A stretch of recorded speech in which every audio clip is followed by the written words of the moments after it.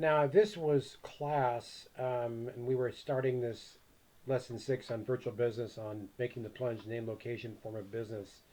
I was just looking at some of the questions in the reading quiz. Some of it talked about what you look for when you acquire a business and things like that. And I just wanted to share a quick story, something that I will never forget.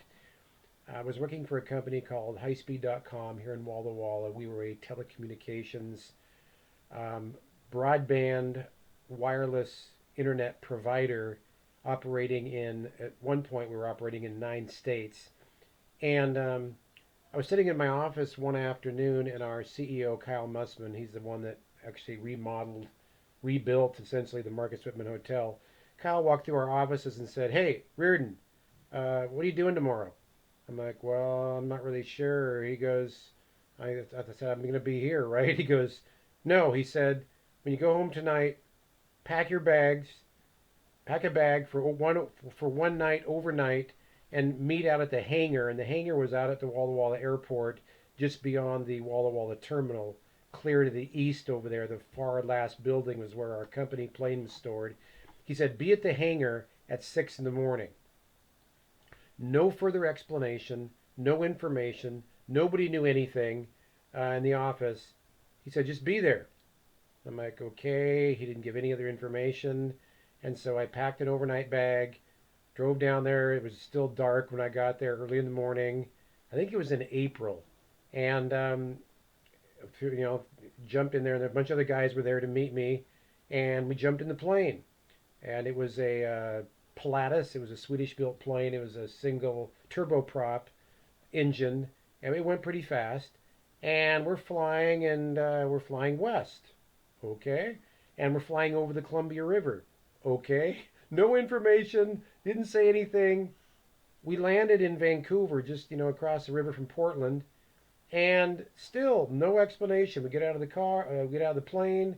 There was an airport, little small plane rental car that we were borrowing.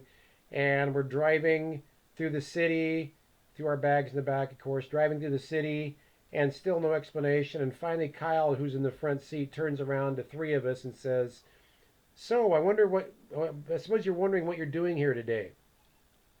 He says, "We're going to this office in Vancouver, and we're going to meet with some other wireless provider experts, actually guys that worked for Mr. McCaw, who is part of the Seattle Mariners ownership team now.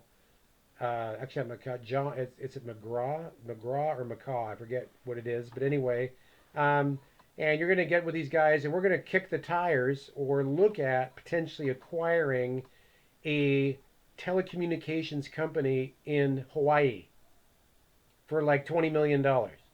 It was like, I felt so intimidated and just like a fish out of water, no clue. We get to this office, and I had my laptop with me, and I'm with these high powered telecommunications guys. I just felt like a rookie.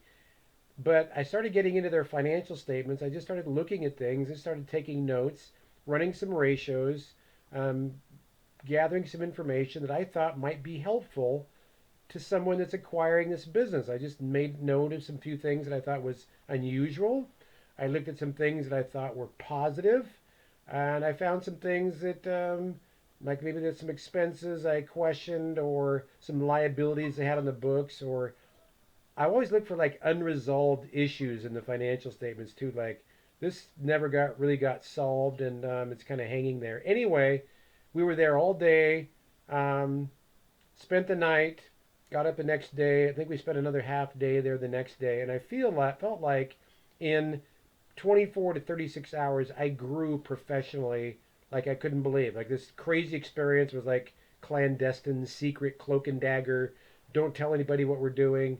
I just remember feeling like when we left there that I actually had accomplished something, that I had contributed to a decision, and was part of a professional process that was very interesting and really a pleasure for me to be involved with. So that's just a little story to tell you about a situation that I had that relates to this lesson 6 about making the plunge. And I hope you enjoyed my story. Have a great day.